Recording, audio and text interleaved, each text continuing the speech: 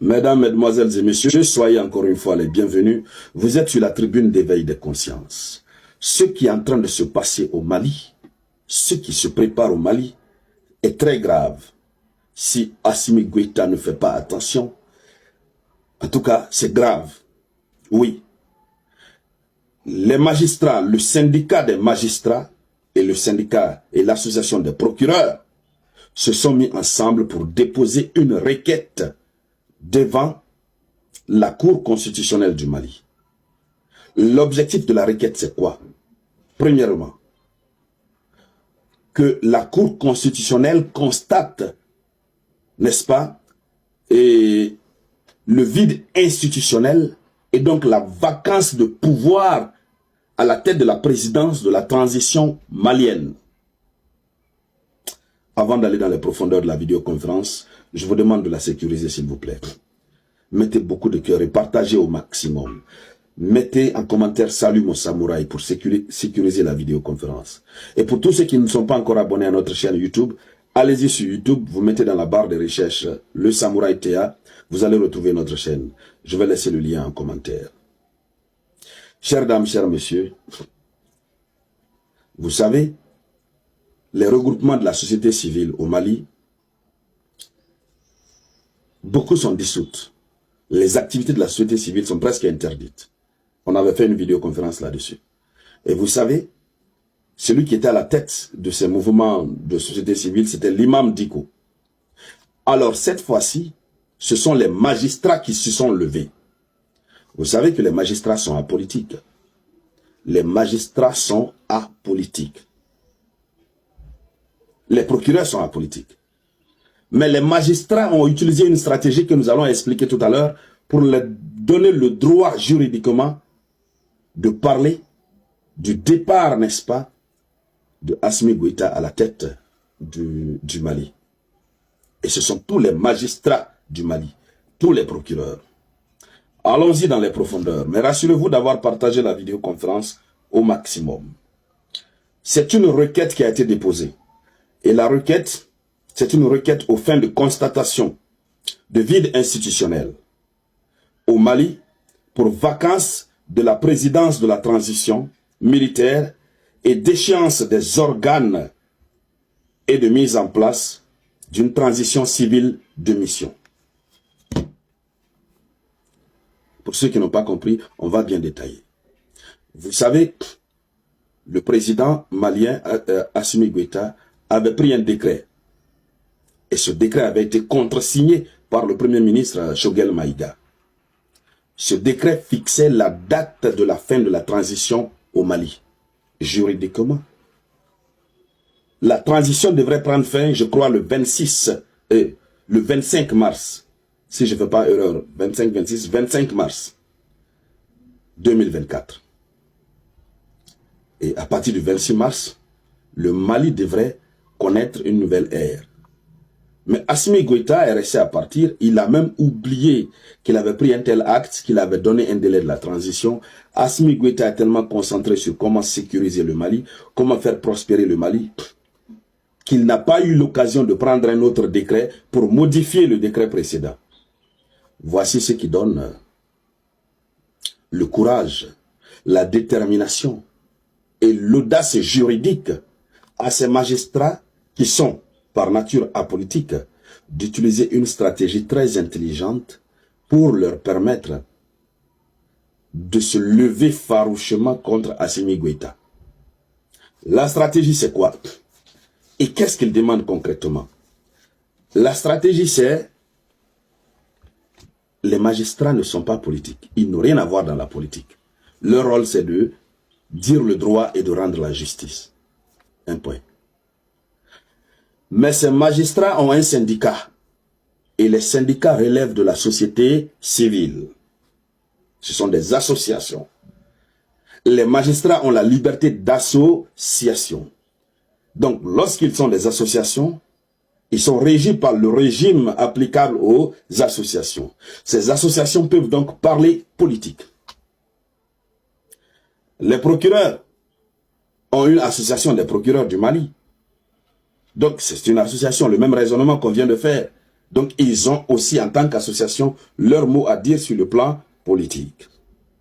Même si on sait que les associations sont apolitiques, mais comme déjà les associations sont des organisations non gouvernementales, dans leur objectif, c'est écrit apolitique. C'est différent des partis politiques. Mais du fait que déjà, ces associations font partie de la société civile, et que la société civile concourt, n'est-ce pas, à la vie de la nation, la société civile a son mot à dire dans tout ce qui concerne la nation. Voici l'intelligence avec laquelle ces magistrats sont en train de manipuler le droit pour braquer cela contre Assimi Goïta. Alors, ils disent quoi sur le droit? La période allouée à la transition est finie, c'est terminé. Juridiquement, il n'y a pas un autre acte qui a prolongé la transition. Donc, en se basant sur ça, ils disent que la Cour constitutionnelle doit constater la vacance de pouvoir. Parce que je crois que Assimi Goïta a prêté serment devant la Cour constitutionnelle, si je ne fais pas erreur. Donc, la Cour constitutionnelle qui est chargée de réguler, n'est-ce pas, voilà, la vie politique de la nation, doit constater le vide institutionnel, qu'il n'y a plus de présidence à la tête de l'État malien. Premièrement, ils ne demandent pas de dissoudre, hein, ils disent de constater simplement. C'est un acte que la Cour constitutionnelle doit prendre.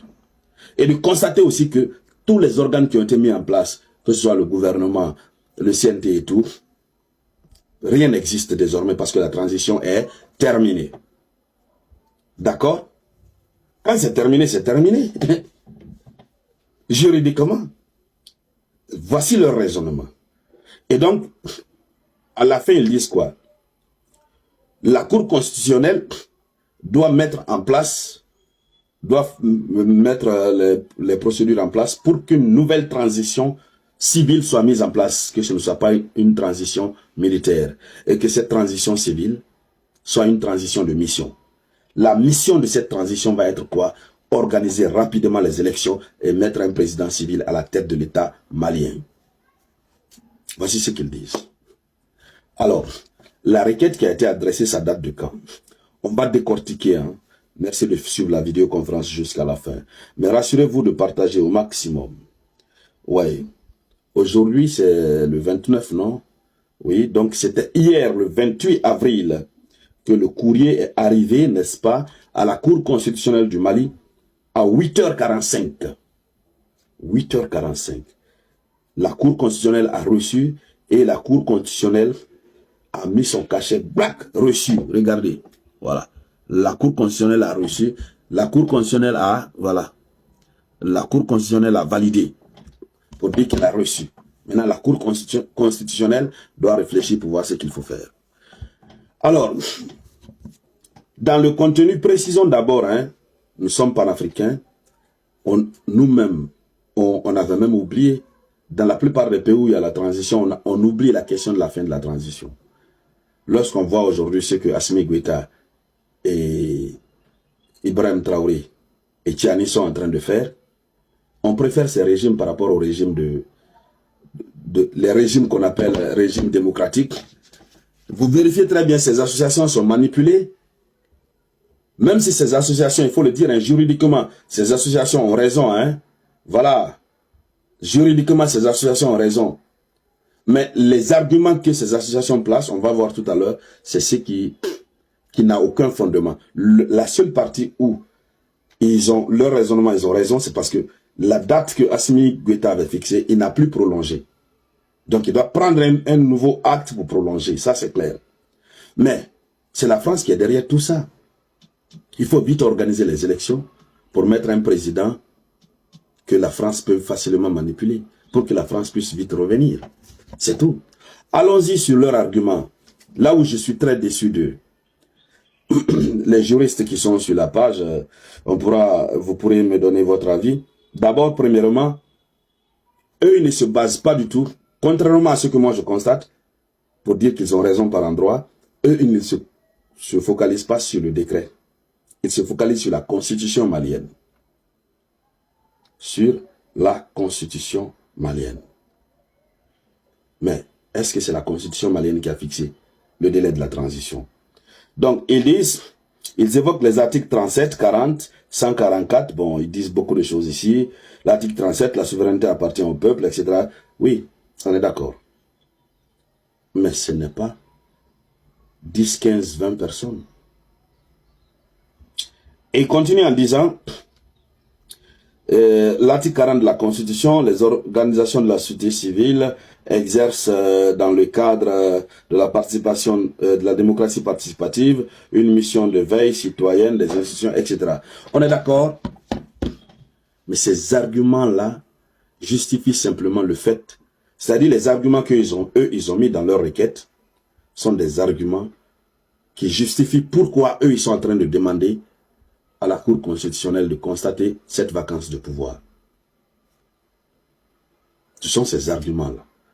Mais au fond, s'ils prenaient le décret qui a fixé, même s'il se fondait sur la Constitution, mais il se fondait sur le décret qui a fixé la date, s'ils se fondent sur ça, ça va être très compliqué pour Assimi Goïta. Là, il faudrait qu'on le dise. Hein. Voilà. Vous êtes dans une transition, vous voyez que ça, vous gérez bien la transition. Le délai que vous avez fixé, le délai approche. C'est pourquoi il faut avoir des conseillers juridiques. Il faut, vous voulez augmenter le délai, mais il faut en augmenter. Le Mali ne fait plus partie des États de la CEDEAO. Il faut prendre les mesures juridiques. Un État se gère avec des mesures juridiques. C'est ça. Nous voulons que le Mali continue d'être dirigé par Assimi Goïta. Parce que nous connaissons les bons résultats. Mais aussi que Assimi Goïta prenne les bonnes décisions au bon moment. Parce qu'avec cette allure-là, ces magistrats, ils ont la main dans la pâte du droit. Ils savent où toucher. Si avant c'était des simples associations, l'imam Diko et autres qui ne connaissent pas le droit, mais ceux-là qui ont la main dans la pâte du droit, des spécialistes du droit, ils vont toujours chercher des failles. Lorsqu'ils retrouvent ces failles, financés et soutenus par la France, ils vont toujours chercher à créer des ennuis au régime en place. C'est de cela qu'il s'agit. Nous voulons des transitions militaires lorsque nous avons des patriotes au pouvoir, puisque nous avons remarqué que la plupart des régimes où nous avons des soi-disant civils démocratiquement élus, ce ne sont pas des patriotes. Ils sont là juste au service du néocolonialisme. C'est de cela qu'il s'agit. Mais aussi en étant patriote, il y a des aspects qu'il ne faut pas oublier. Il faut avoir des conseillers juridiques. Voilà, des gens qui n'oublient pas certains détails. En politique, même les moindres détails peuvent vous rattraper. C'est de cela qu'il s'agit. Merci alors de partager cette vidéoconférence au maximum. Je vous reviens tout à l'heure avec de nouvelles actualités. C'était la voix de l'unique samouraï.